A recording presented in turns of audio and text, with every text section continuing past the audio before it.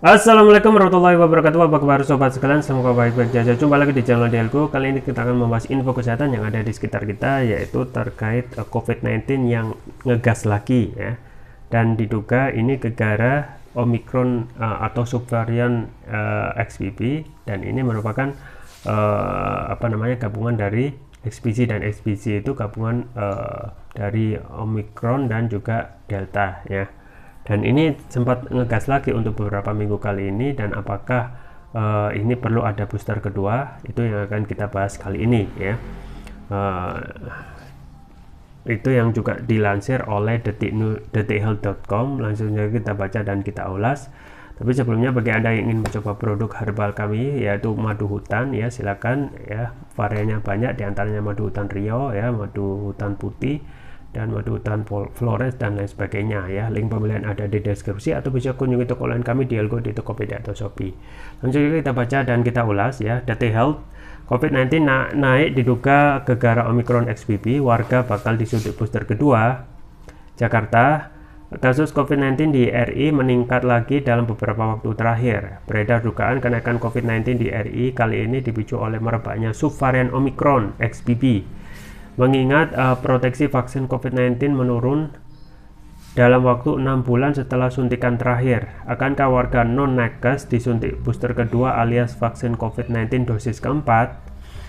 Data terakhir per Rabu 9 November 2022, Indonesia mencatat 6.186 kasus baru COVID-19, dibarengi 3.198 pasien sembuh dan 43 pasien COVID-19 meninggal dunia. Sejumlah negara sudah memberikan dosis keempat atau booster kedua bagi masyarakatnya. Namun di Indonesia belum berfokus ke vaksinasi booster kedua bagi masyarakat umum. Pasalnya, target cakupan vaksinasi COVID-19 booster pertama masih belum tercapai, yaitu 50% jumlah penduduk. Artinya vaksinasi COVID-19 masih diprioritaskan untuk memberikan dosis ketiga, belum dosis keempat. Karena kita capainya kan masih, kalau secara penduduk 27,6%, jadi kita ingin targetkan 50% dan seterusnya sampai 70%. Ujar juru bicara Kemenkes Muhammad Syahril dalam konferensi pers kasus COVID-19 di Indonesia Kamis 10 November. Hal senada disampaikan oleh Wakil Menteri Kesehatan Wamenkes RI Dante Saxono Harbuwono, yang mengatakan pihaknya masih mengejar target vaksinasi booster pertama terlebih dahulu. Untuk booster kedua cukup diberikan kepada tenaga kesehatan dulu, kata Dante ditemui Detikcom di RS Jantung dan Pembuluh Darah RSJP Harapan Kita Jakarta Pusat Rabu 9 November. Ya sobat sekalian, jadi memang beberapa minggu kali ini tuh memang COVID-19 memang ngegas lagi gitu ya, ngegas lagi dengan catatan yang lumayan ya. Per Rabu kemarin itu 9 November itu mencatat 6.186 kasus baru ya, berarti hampir kembali pada kondisi ketika COVID itu mau akan reda gitu ya, tetapi ini naik lagi sekitar di atas 5.000. Kemudian untuk pasien sembuh itu 3.198 dan 43 pasien COVID-19 itu meninggal dunia. Jadi ini apa? Jadi ini adalah kondisi ya, yang kalau kita tidak waspadai ya, COVID-19 ini bisa naik lagi gitu ya. Dan parahnya ternyata untuk vaksin yang masih sebagai andalan itu capaiannya belum sampai 50% ya. Jadi capaiannya itu masih secara penduduk masih 27,6% untuk sampai booster kedua. Sampai booster booster atau suntikan ketiga ya. Jadi memang untuk booster kedua, sesuai yang disampaikan oleh dari Kemenkes yaitu Muhammad Syahril itu kemungkinan lebih akan memfokuskan ya, menggalakkan yaitu booster pertama yaitu atau suntikan ketiga minimal 50%, kemudian naik 70%, dan kemungkinan ya setelah itu bisa dicoba untuk booster kedua atau suntikan keempat. Nah, memang untuk kasus seperti ini mau tidak mau ya, supaya COVID itu tidak naik lagi atau ngegas lagi, tentu saja harus kejar bola gitu ya. Lakukan hal-hal itu yang secara kreatif ya, datang langsung ke rumah. Jadi tenaga nakes yang bertugas itu nggak menunggu gitu ya, menunggu juga ya, tetapi yang lebih agresif untuk menggalakkan tingkat vaksinasi tentu saja harus langsung datang ke rumah warga gitu ya, di jam-jam yang kemungkinan bukan jam kerja ya.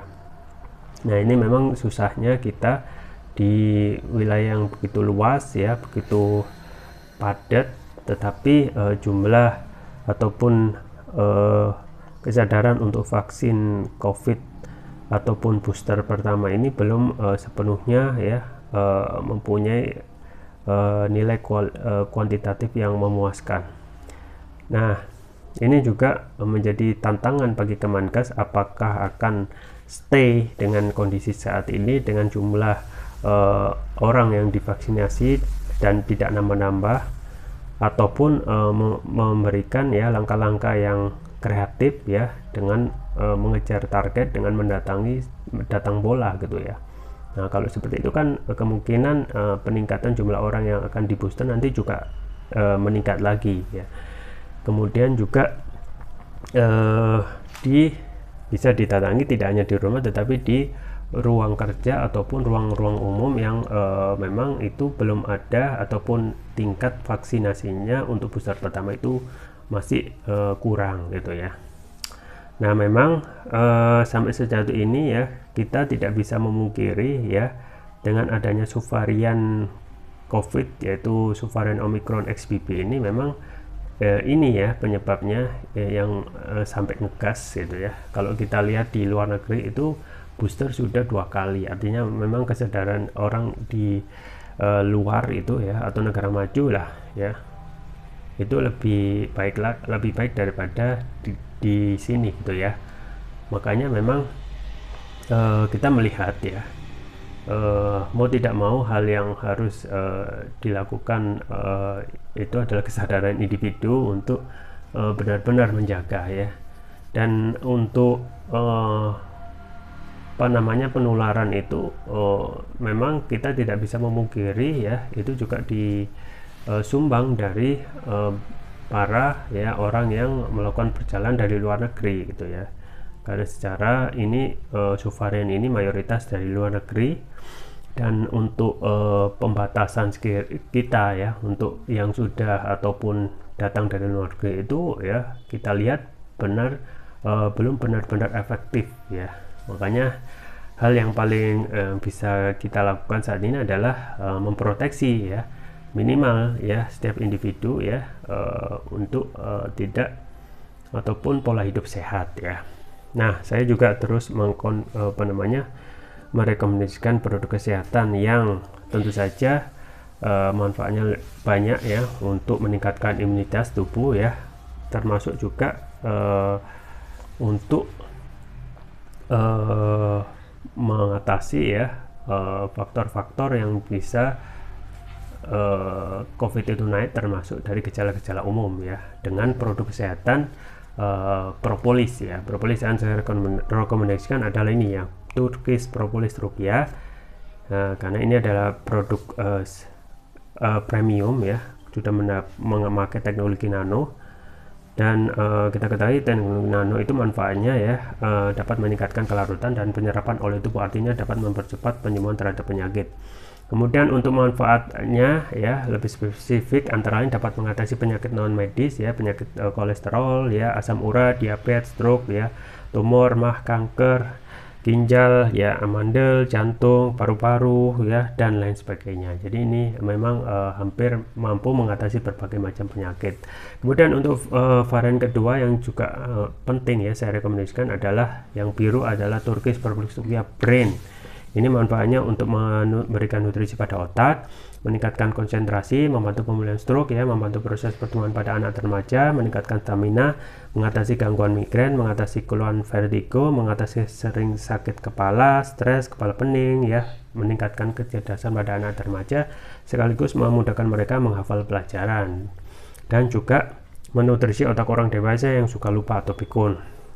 Keunggulan dari Turkish Propolis Ruqyah ini antara lain sudah mendapatkan sertifikat halal dari MUI, sertifikat dari BPOM, dan sertifikat dari INEA, International Nano Entrepreneur Association. Penggunanya cukup mudah, tinggal meneteskan Turkish Propolis Ruqyah ini sesuai berat badan tubuh. Misalkan berat badan tubuh 60 kg berarti 6 tetes, dikonsumsi 2 kali ya, pagi dan malam, atau untuk terapi berat bisa 3 kali pagi, siang, dan malam. Jangan lupa untuk selalu menjaga kesehatan imunitas tubuh dengan konsumsi rutin Turkish Propolis Ruqyah, atau bisa juga konsumsi madu hutan ya untuk stok di rumah untuk menjaga kesehatan dan stamina setiap hari. Link pembelian ada di deskripsi, atau bisa kunjungi toko online kami di Algo atau di Tokopedia atau Shopee. Itu saja yang bisa saya sampaikan, semoga bermanfaat. Jangan lupa like, share, dan subscribe. Sampai jumpa lagi. Wassalamualaikum warahmatullahi wabarakatuh.